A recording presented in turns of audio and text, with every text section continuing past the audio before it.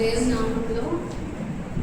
నామంలో అందరికీ నా హృదయపూర్వకంగా ఈరోజు మనం ఇక్కడ ఎందుకు చేరున్నాము అంటే రేపు ఆదివారం కనుక ఈరోజు మనల్ని మనము దేవుని దగ్గర పరిశుద్ధపరచుకొని రేపు యోగ్యమైన రీతిలో మనం ఆరాధన దేవునికి మన హృదయపూర్వక దగ్గర దేవునికి చెల్లించడం వరకు మనం ఇక్కడ చేరున్నాం. అయితే అంతేగాని ఈరోజు మనం వర్తమానంలో ఏం విందాము అంటే వర్తమాన అంశము ఆయన మహిమ కొరకు మనం పాత్రలుగా వాడబడతాం. ఒకసారి చెప్పండి, ఆయన మహిమ కొరకు మనం పాత్రలుగా వాడబడతాం. అందుకు మలాకీ గ్రంథము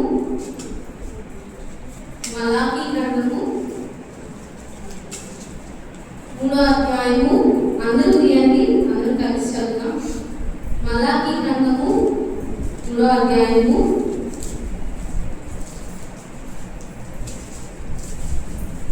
3వ వచనాన్ని అందరం కలిసి చదువుతాం. మలాకీ 3వ అధ్యాయము 3వ వచనం. వెండిని శోధించి నిర్మలం చేయబడినట్లు కూర్చునియుండును, లేవీయుల నీతిని అనుసరించి యెహోవా నాకు నైవేద్యం చేయనట్లు వెండి బంగారాలను నిర్మలం చేయు నీతిని ఆయన వారిని నిర్మలం చేయండి. ఫస్ట్ లైన్ ఏముంది ఇక్కడ? వెండిని శోధించి నిర్మలం చేయబడినట్లు కూర్చుని. ఇక్కడ వెండి అంటే దేవుడు మనకి వాక్యంలో దేని సాదృశ్యంగా చూపిస్తున్నారు అంటే వెండి అంటే మనం. ఈ లోకంలో ఉన్న మనమంతా వెండిని పోయి ఉన్నాం. అక్కడ పరిశోధించేవాడు కూర్చుని ఉండును అంటే ఆ పరిశోధించేవాడు దేనికి సాదృశ్యం అంటే ప్రభువైన యేసుక్రీస్తు వారికి సాదృశ్యంగా ఉంది. దేవుడి లోకంలో ఉన్న మనల్ని వెండిని ఒక కంసాలి వాడు వెండిని ఎలా పరిశోధించి ఒక మంచి వస్తువుగా తయారు చేస్తారో యేసుప్రభు వారు మనల్ని కూడా మన మన్నాన్నంతటినీ కలిగి పవిత్రపరిచి మనల్ని యోగ్యమైన పాత్రగా చేసి ఆయన పాత్రగా వాడుకుంటారు అన్నమాట. అంతేకాని ఈ లోకంలో మనకి శోధనలు, శ్రమలు, కష్టాలు వచ్చి ఈ ప్రాసెస్ లో దేవుడు మనల్ని అంతం చేయాలని కాదు, మనం నాశనం చేయాలని కాదు. ఈ పరిశోధనలన్నిటి ద్వారా, ఈ శోధనలన్నిటి ద్వారా మనం ఆఖరికి ఏం చేయబడతాం? పరిశుద్ధపరచబడి ఆయన కొరకు యోగ్యమైన రీతిలో ఒక మంచి పాత్రగా తయారు చేయబడతాం. ఈ అంత్య దినాల్లో 10వ దినాల్లో ఉన్నాం. ప్రకటన గ్రంథం చదివే ప్రతి ఒక్కరికి ఈ పరిస్థితులన్నీ అర్థమవుతుంది. మనం ఎంత చివరి దినాల్లో ఉన్నాము. 1 కాదు 2 కాదు, ప్రతి ఒక్కరికి ఏ మూల చూసినా ప్రతి క్షణము యేసుక్రీస్తు వారు ప్రకటన గ్రంథంలో చూపిస్తూ వచ్చిన ప్రతి ఒక్క సూచన క్రియ జరుగుతుంది. ఇందాక నేను వాక్యం ప్రిపేర్ అయ్యి ఇంకా ఫోన్ క్లోజ్ చేసేసి పైకి వద్దాము అనుకునే టైంకి ఒకసారి ఫోన్ ఓపెన్ చేసి ఛార్జింగ్ పెడదాము. ఓపెన్ చేస్తే నేను నా ఫ్రెండ్ ఒకరు స్టేటస్ పెట్టారు. ఏంటి అంటే మంగళగిరిలో ఒక పాస్టర్ గారు చాలా పెద్ద మందిరం కట్టారు. చాలా మంచి మందిరం, చాలా అద్భుతంగా చాలా పెద్ద మందిరం కట్టారు. మందిరం కట్టి కొన్ని రోజులు అంటే ఈ వారంలో ఆయన మందిరం ప్రతిష్ఠ చేయాలి. షార్ట్ సర్క్యూట్ అయి మందిరం అంతా తగలబడిపోయింది. చాలా పెద్ద మందిరం అది. షార్ట్ సర్క్యూట్ నిజంగా ఏదైనా న్యాచురల్ గా జరిగిందా లేకపోతే ఎవరైనా ఇష్టం లేని వాళ్ళు చేశారా అదంతా దేవునికి తెలియాలి. కానీ మందిరాలు కూడా తగలబడిపోతుంది. ఆయన ఎంతలా ఏడుస్తున్నారంటే ఆయన ఉన్నదంతా మందిరానికి దారిలో సముద్రాన్ని కట్టారు. అలా నిన్న సేవకులు కుమారుడు చనిపోయారు. ఇలా చాలా చాలా సూచక్రియలు మనకి కనబడతా ఉంది. ఈ అంత్య దినాల్లో ఎందుకు క్రైస్తవులకే శోధనలు వస్తున్నాయి? ఎందుకు క్రైస్తవులే శోధింపబడుతున్నారు? దేవుని నమ్ముకున్న వాళ్ళంతా బాగానే ఉన్నారు కదా, సుఖంగా ఉన్నారు, వాళ్ళ ఉద్యోగాలు చేసుకుంటున్నారు, వాళ్ళ పనులు వాళ్ళు చేసుకుంటున్నారు, చాలా సంతోషంగా జీవిస్తున్నారు. అయితే దేవుని నమ్ముకున్న మనకే ఎందుకు ఈ శోధనలు వస్తున్నాయి అంటే దానికి అసలు ఈ శోధన ప్రాసెస్ ఎలా ఉంటుంది? మనమే ఎందుకు శోధించబడుతున్నాం? ఈ శోధనలో మనం ఎలా ఉండాలి? శోధించబడిన తర్వాత ఏమవుతుంది? ఈ శోధనలో మన ధైర్యం ఏంటి? ఈ 5 పాయింట్లు మనం తెలుసుకుందాం. ఫస్ట్ ఏం తెలుసుకుందాం అంటే ఈ శోధన ఎందుకు మనం తెలుసుకుందాం. మనం ఎందుకు శోధింపబడుతున్నాం? పాత్రలుగా చేయబడి ఆయనతో ఈ లోకంలో పాత్రలుగా వాడబడి ఈ అంత్య దినాలన్నింటిలో మనం శ్రమ పొందిన తర్వాత సువర్ణంగా మార్చబడి ఎక్కడికి వెళ్తాం? పరలోకానికి వెళ్తాం. అందుకు ఫస్ట్ మనం ఎందుకు శోధించబడుతున్నాం అంటే ఫస్ట్ రీజన్ అని చెప్పాలి. దానికి ఎవరైనా ఏంటి బైబిల్ ఎక్కడైనా ఉందా మీరు శోధించబడితే సువర్ణంలాగా మారుతారు అంటే యోబు గ్రంథము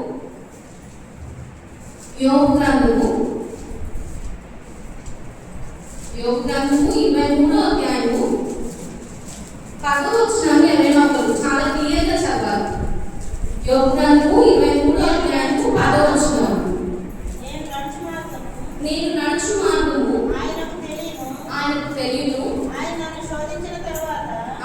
శోధించిన తర్వాత నేను సువర్ణం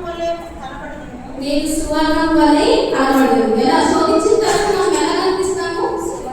సువర్ణం వలె కనిపిస్తాము. నేను ఈ పాయింట్ మనం అందరం ఏమనుకుంటామంటే సువర్ణం అంటే గోల్డ్, చాలా వాల్యుబుల్ వస్తువు. అండ్ మనం పరిశోధించిన తర్వాత మనం చాలా వాల్యుబుల్ గా మారుతాము అనుకుంటాం. కానీ దీనిలో కూడా అర్థం ఏంటంటే, అయితే కొంతమంది మలాకీ గ్రంథాన్ని చదివే వాళ్ళు, కొంతమంది బైబిల్ రీసెర్చ్ చేసే వాళ్ళు ఉంటారు, రీసెర్చ్ చేస్తారు. వాళ్ళు ఈ మలాకీ గ్రంథం 3 చదువుతా అసలు దేవుడు ఎందుకు వెండితో పోల్చారు, దేవుడు ఎందుకు కంసాలతో ఆయన పోల్చుకున్నారు అని వాళ్ళు ఒక రోజు అంటే ఒక వెండిని తయారు చేసి ఆయన దగ్గరికి వెళ్ళి ఆయన అడిగారు, అసలు మీరు వెండిని ఎలా తయారు చేస్తారు అని అడిగితే ఆయన చెప్పారంట, వెండిని తుప్పులో వేసి చాలా ఎక్కువసేపు అంటే చాలా సమయం పోలని గంటలు దాని తుప్పులో కాల్చుతూ ఉంటారు. కాల్చి కాల్చి కాల్చి కాల్చి కరెక్ట్ పాయింట్ లో ఇంకా దాంట్లో ఉన్న మళ్ళీ అంతా పోయింది అన్నప్పుడు దాన్ని బయటకు తీస్తారంట. మరి అంతసేపు మీకు ఎలా తెలుస్తుంది అంటే, వెండి తుప్పులో ఉన్నంతసేపు కంసాలి కూడా వెండి చేసాయని కూడా అక్కడ నువ్వు దగ్గర కూర్చొని ఆ వెండిని చాలా దగ్గరగా గమనిస్తూ ఉంటారు. ఫస్ట్ పాయింట్ ఏంటి, చాలా ఎక్కువసేపు కాలుస్తారు. రెండోది, ఆ వెండిని కాల్చినంతసేపు కంసాలి ఆయన అక్కడ కూర్చొని ఉంటాడు.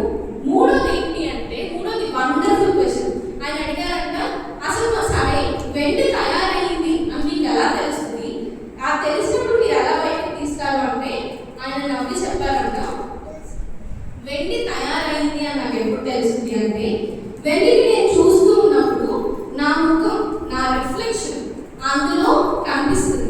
అద్దంలో చూసినప్పుడు మన ముఖం మనకు ఎలా కనిపిస్తుందో, వెండిలో ఉన్న మతం అంతా పోయినప్పుడు ఆ వెండిలో ఆయన ముఖం ఆయనకి కనిపిస్తుంది అంట. దీన్ని మనము బైబిల్కి మనకి యేసుక్రీస్తు వారికి ఆధారం చేసుకుంటే, మనం శోధింపబడుతున్నప్పుడు అంతా శోధన చాలా ఎక్కువ శోధన ఉన్నప్పుడు యేసుక్రీస్తు వారు మనల్ని వదిలిపెట్టారు. మనతో మాట ఆయన ఉంటారు, మన దగ్గర కూర్చొని మనం పరిశోధించబడుతున్నంత సేపు ఆయన చూస్తూనే ఉంటారు. సువర్ణం లాగా మార్చబడటం అంటే ఏంటి, ఆయన మన పరిశోధనలో చెప్పు బయటకు తీస్తారు. ఆయన మనలో కనిపించినప్పుడు ఇంకా మనం పరిశోధించబడుతున్నాము, ఇంకా మనకి శోధనలు వస్తున్నాయి ఈ లోకంలో అంటే మనలో ఆయన లేదు, మనలో ఆయన కనిపించట్లేదు. నీకు నిజంగా యేసుప్రభు వారు నీకు చూసినప్పుడు యేసుప్రభు వారు నీలో కనిపిస్తే నీకు నువ్వు భరించేది ఏది నీ శోధనలో అనిపించదు, నువ్వు భరించేది ఏది నీకు కష్టంలో అనిపించదు. మనం ఇంకా కష్టాలు పడుతున్నాం, శోధింపబడుతున్నాం అంటే మనలో యేసుక్రీస్తు వారు కనిపించట్లేదు. అలా కనిపించినప్పుడు రేపు ఆరాధన మనం ఏమని చేస్తాం, యేసుక్రీస్తు వారి దగ్గరికి వెళ్ళి చేయలేము కదా. అంటే ఇంకా మనలో ఏమున్నట్టు, మనలో యేసుక్రీస్తు వారు కనిపించట్లేదు అంటే ఇప్పుడు ఆ వెండి చేసే ఆయన మొహం కనిపించట్లేదు అంటే అర్థం ఏంటి, వెండిలో ఏమున్నట్టు, ఇంకా మనలో ఉన్నట్టు. ఇప్పుడు మనలో యేసుక్రీస్తు వారు కనిపించట్లేదు అంటే మనలో ఏమున్నట్టు, ఇంకా మనలో ఉంది, ఈ లోకం మనలో ఉంది కాబట్టి మనలో యేసుక్రీస్తు వారు కనిపించట్లేదు. ఇప్పుడు అలాంటి మరణంతో ఉన్న మనము రేపు వెళ్ళి యేసయ్య ఆరాధన చేసి ఏదో వాక్యాన్ని బట్టి మనం ఆరాధన చేసేస్తే మన ఆరాధన యేసుక్రీస్తు వారు అనుకుంటారా, సరైన అర్పణగా ఆయన తీసుకుంటారా? తీసుకోరు. ఇప్పుడు మన ఇంటికి ఒక గెస్ట్ వచ్చారు, ఒక పెద్ద ఆయనకి మట్టితో ఉన్న గ్లాస్ ఆయన ఇస్తే ఆయన ఏం చేస్తారు, మట్టితో ఉన్న గ్లాస్లో నీళ్ళు పోసి నీళ్ళు తాగాలని ఇస్తే, ఏంటమ్మా మట్టితో ఉన్న గ్లాస్తో నీళ్ళు ఇచ్చావు, దగ్గర ఫస్ట్ శుభ్రం చేసి కానీ పంపించేస్తారు. ఇన్ని రోజులుగా మనలో యేసుక్రీస్తు వారు ఇంకా కనపడకుండా మనం శోధింపబడుతున్నాము అంటే నువ్వు అర్పించిన ఆరాధన దేవుడి దగ్గరికి చేరట్లేదు. దేవుడు ప్రతి వారిని పంపించేస్తున్నారు. నీ ఆరాధన నాకు వద్దు, నీ హృదయాన్ని కలుపుకొని మన హృదయాన్ని పరిశోధించుకున్నప్పుడే మన ఆరాధన దేవుడి దగ్గరికి సంపూర్ణంగా చేరాలి. అలా సంపూర్ణంగా చేరాలంటే మనం ఏం చేయాలి, దేవా మీరు నన్ను వెండిని పరిశోధించినట్టు పరిశోధించండి, ఎప్పుడు ఏసైనా పాపాలను క్షమించండి, నేను తెలిసి తెలియచేసిన పాపాలను క్షమించండి. ఇలా కాదు, మన వాక్యాన్ని చదివితే వాక్యానుసారమైన ప్రార్థన, వాక్యానుసారమైన ఆరాధన చేస్తే మన ఆరాధన మన ప్రార్థన రెండు సమానంగా దేవుని దగ్గరికి వెళ్తాయి. ఇప్పుడు ఈ రోజు మనం ఏమైనా ప్రార్థన చేద్దామని, దేవా వెండిని పరిశోధించినట్టు నన్ను పరిశోధించండి, వెండిలో ఉన్న మల్లాన్నంతటిని తీసివేసినట్టు నా మల్లాన్ని తీసివేయండి. ఆ తర్వాత వెండిలో మీ ముఖాన్ని ఎలా అయితే శోధన అంతా ఈ పక్షోధన అంతా అయిపోయిన తర్వాత నాలో ఎవరు కనపడాలి? మీరు కనిపించాలి యేసయ్య. అప్పుడు నేను యోగ్యమైన రీతిలో రేపు హృదయపూర్వకంగా మీ పరిశుద్ధులతో కలిసి మిమ్మల్ని ఆరాధిస్తాను అని చెప్పి ఫస్ట్ పాయింట్ మనం దేవుని అడగాలి. అలా క్షమింపబడాలి. అయితే మన ఈ పరిశోధన అంతట్లో కామన్ పాయింట్ ఏంటంటే బోల్డ్ అనే శోధనలు వస్తాయి, చాలా శోధనలు వస్తాయి. అది ఎక్కడుంది బైబిల్లో అంటే మొదటి పేతురు రాసిన పత్రిక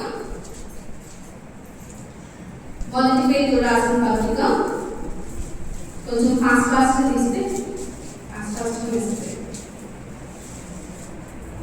మొదటి పేతురు మొదటి అధ్యాయము 6-7 వచనాలు చదువు. ఇందువలన మీరు మిక్కిలి ఆనందించు 5 నుంచి 5వ వచనం నుంచి చదవాలి. కడవరి కాలమందు బయలుపరచబడుటకు సిద్ధముగా ఉన్న రక్షణ మీకు కలుగునట్లు విశ్వాసం ద్వారా దేవుని శక్తి చేత కాపాడబడి మీ కొరకు ఆ స్వాస్థ్యము పరలోకమందు భద్రపరచబడి ఉన్నది. ఇందువలన ఫస్ట్ అంతా ఏంటంటే కడవరి కాలం తర్వాత ఏం జరుగుతుంది? మనకి రక్షణ కలిగి విశ్వాసం ద్వారా దేవుని శక్తి చేత మనం కాపాడబడి పరలోకంలో స్వాస్థ్యం పొందుకోవాలి. ఇది జరగాలి అంటే ఏం చేయాలి?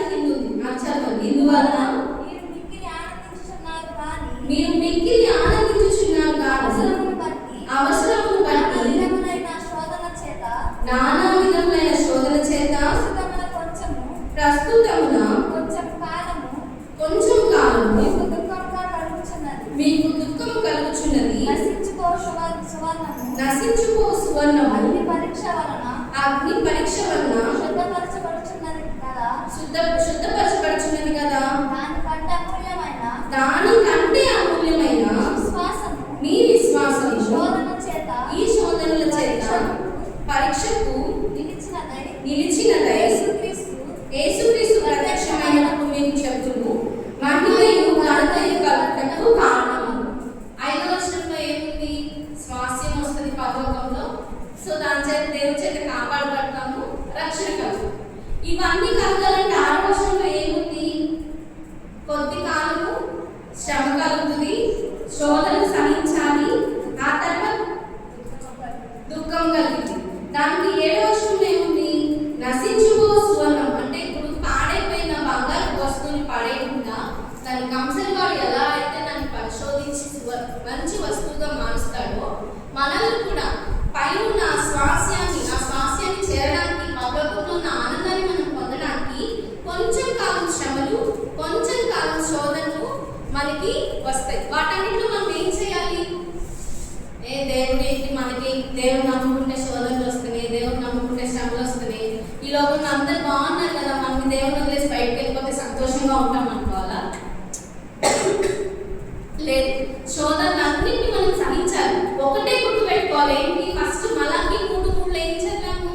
వెండిని శోధించి పరిశోధించినట్లు. అంటే దేవుడు నన్ను సువర్ణంగా మార్చడానికి, నన్ను ఆయన పాత్రగా వాడుకోవడానికి ఈ శోధనలన్నీ అనుగ్రహిస్తున్నాడు అని చెప్పి నేర్చుకోవాలి. ఫస్ట్ ఏం నేర్చుకున్నాం? యేసుక్రీస్తు మనకి ఎందుకు శోధనలు అనుగ్రహిస్తున్నారు, మనల్ని ఎందుకు పరిశోధిస్తున్నారు అంటే పరలోకాన్ని పొందడానికి, మన ఆరాధన హృదయపూర్వకంగా చెల్లించడానికి. రెండోది, ఈ ప్రాసెస్ అంతట్లో ఈ పరిశోధించిన దాంట్లో మనకి ఏం కలుగుతాయి? శోధనలు వస్తాయి, కొద్ది కాలం శ్రమలు వస్తాయి, ఇవన్నీ వస్తాయి. సరే, ఈ శోధనలన్నింటిలో, ఈ శ్రమలన్నింటిలో అంతేమైతే వస్తుంది, పరలోకాన్ని చేద్దాం. మరి శోధనలన్నింటిలో మన ధైర్యం ఏంటి? ఇందాక ఫస్ట్ పాయింట్ లో తెలుసుకున్నాం కదా, మలాకి 3:3లో ఆయన ఎలా వెండిని శోధించి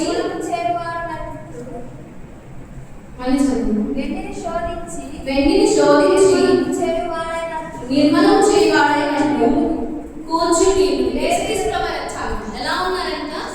కూర్చుని ఉన్నారంట. ఈ శోధన అన్నింటిలో మన ధైర్యం ఏంటంటే వేసే మన చెయ్యి వదిలిపెట్టండి, మన దగ్గరే కూర్చొని మన చెయ్యి పట్టుకొని కూర్చొని ఆయన ఈ వెండి ఎప్పుడు శ్రమ పెంచాలి, ఎప్పుడు శ్రమ తగ్గించాలి, ఎప్పుడు ఈ వెండి బయటకు తీసేయాలి. అంటే వీళ్ళ జీవితంలో శ్రమ ఎంతవరకు కాదు, ఈ శ్రమ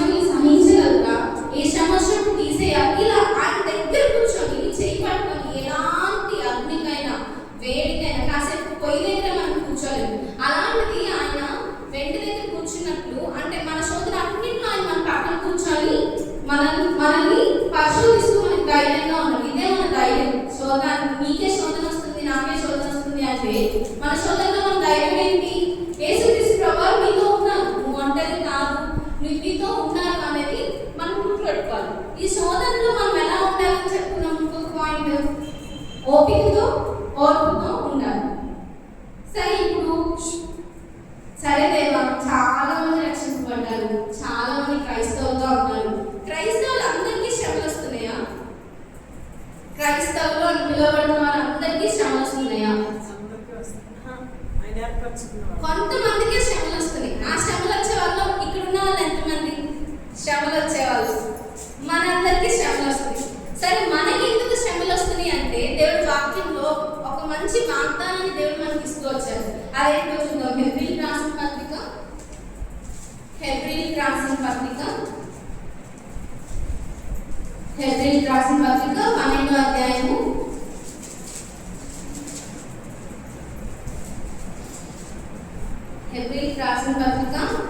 12వ అధ్యాయము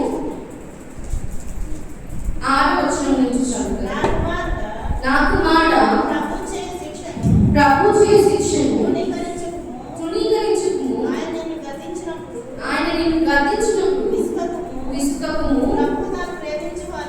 ప్రభువు తాను ప్రేమించు వారిని శిక్షించి తాను స్వీకరించు ప్రతి కుమారుని దండించుచు అని కుమారుతో సంభాషించినట్టు మీతో సంభాషించుచు ఆయన హెచ్చరికలు మరచితిరి. శిక్షాఫలము పొందుటకై మీరు సహించుచున్నారు. దేవుని కుమారులుగా మిమ్మల్ని చూచుచున్నాడు. తండ్రి శిక్షింపని కుమారుడెవడు? కుమారులైన వారందరూ శిక్షలో పాల్పొందుచున్నారు. మీరు పొందని ఎడల దుర్బీజులే గాని కుమారులు కారు. ఈ వర్షం ద్వారా ఏమర్థమైంది? దేవుడు మనల్ని ఎందుకు శిక్షిస్తున్నాడు? మనల్ని ప్రేమించుచున్నారు. మనం కుమార్తెలు కాబట్టి మనకే ఆ శ్రమలు వస్తున్నాయి. ఇంగ్లీష్లో ఇంకా చాలా మంచిగా రాస్తారు అన్నమాట. లెజిటిమేట్ అంటే వారసులు అని. మనం ఆయన పరలోకానికి వారసులం కాబట్టి మనకి శిక్ష వస్తుంది. మిగతా వాళ్ళకి ఎందుకు రావట్లేదు అంటే వాళ్ళు దేవుడు కుమార్తెలుగా స్వీకరించాల. నీకు శిక్ష వస్తుందంటే మనం ఎలా ఉండాలి? చాలా ధైర్యంగా, చాలా సంతోషంగా ఉండాలి. మనకి శోధన వస్తుందంటే చాలా సంతోషంగా ఉండాలి. ఎందుకు? ఇప్పుడు మనం ఈ రోడ్డు మీద ఎవరి పడితే వాళ్ళని కొడతామా? ఎవరి పడితే వాళ్ళని పెడతామా? లేదు. మన కుమార్తెలు మాత్రమే మనం గర్దిస్తాం. దేవుడు మనల్ని గర్దిస్తున్నారు, మనకి శిక్షిస్తున్నారు, మనకి శోధన అనుగ్రహిస్తున్నారు అంటే మనకు అర్థం ఏంటి? మనం ఆయన వారసులు, మనం ఆయన కుమారులు. అందుకు మనం చాలా సంతోషించాలి. మన జీవితంలో ఫస్ట్ నీకు ఏదైనా మంచి జరిగినప్పుడు దేవుని స్తుతించకపోయినా, మాకు చిన్నప్పటి నుంచి మా ఇంట్లో నేర్పించింది ఏంటంటే, ఏ కష్టం వచ్చినా ఎలాంటిదైనా, నువ్వు ఎగ్జామ్లో ఫెయిల్ అయ్యావా, మోకరించి దేవుని స్తుతించు. నీకు మంచి మార్క్స్ రాలేదా, మోకరించి దేవుని స్తుతించు. నీకు కావాల్సిన దేవుడు ఇవ్వలేదా, మోకరించి. మీ నంబర్, నాకు నీట్ సీట్ ఫెయిల్ అయ్యి నేను డాక్టర్ సీట్ కోసం 3 సార్లు ట్రై చేశాను.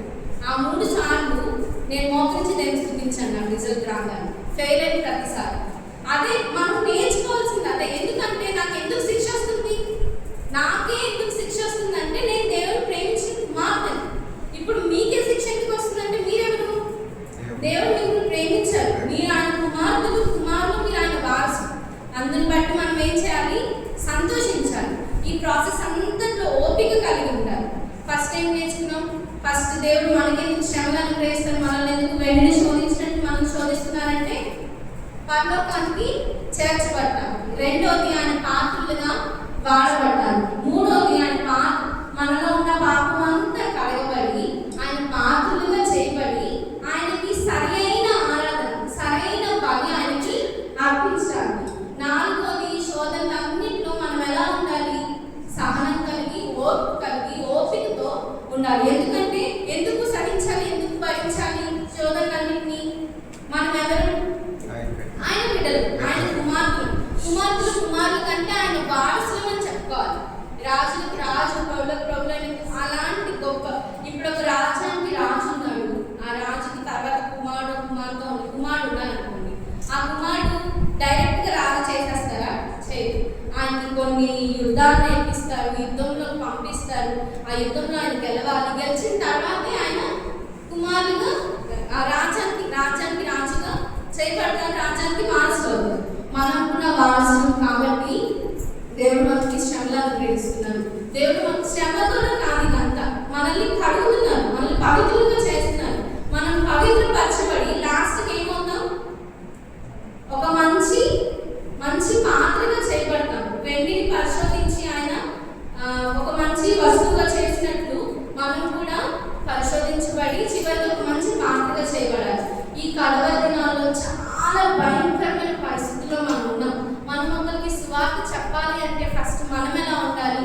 చాలా నమ్మకంగా, చాలా ధైర్యంగా దేవుని వాక్యం మనలో ఎలా ఉండాలంటే మనం చూస్తే మనం అర్థం కనిపించాలి. ఇంకా ఎక్కువ నాకు ఆపలి దేవుడి లోకం ప్రేమించడు ఈ వాక్యం దగ్గర ఆగిపోకూడదు. బైబిల్ అంతటి చదవాలి. మనకు వచ్చినా రాకపోయినా, అర్థం కాకపోయినా బైబిల్ చదివితేనే ఈ వాక్యంలో ఉన్న గూఢభావం మనకి అర్థమవుతుంది. ఒక్క వాక్యాన్ని 10 మంది సేవకులు 10 రకాలుగా చెప్తారు. అంటే అది వాళ్ళ గొప్పతనం కాదు. దేవుడు ఒక వాక్యం అంత గూఢభావాన్ని చేర్చారు. అన్ని దినాల్లో మనం ఎలా ఉండాలి, ఏమొస్తాయి, వాటన్నిటిని సహిస్తే ఏమవుతుంది అన్నీ రాసి పెట్టారు. కాబట్టి ప్రతి ఒక్కరు దేవుని వాక్యాన్ని చదివి దేవుని వాక్యానికి అనుగుణంగా మనల్ని మనం పరిశుద్ధపరుచుకుంటూ దేవా మీరు నన్ను పరిశుద్ధపరచండి ఆయన అడుగుతూ ఈ శోధనలన్నింటినీ సహిస్తూ ఉండాలి. లాస్ట్కి ఏమవుతుంది? శోధనలన్నింటినీ సహిస్తే ఏమవుతుంది? ఫైనల్ హోప్ ఏంటంటే మనకి 2 తిమోతి రాసిన పత్రిక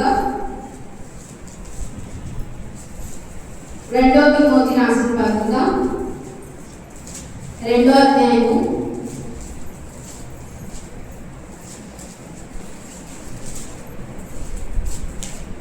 21వ వచనం.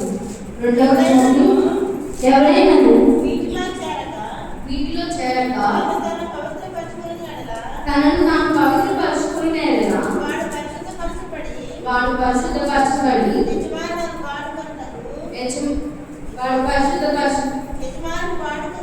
యజమానుడు వాడుకొనుటకు అర్హమై ప్రతి సత్కార్యమునకు సిద్ధపరచబడి ఘనత నిమిత్తమైన పాత్రయై ఉండును. ఈ లోకంలో శ్రమ దేనికి అంటే ఆయన ఘనత కొరకు వాడబడే పాత్రలుగా చేయబడ్డారు.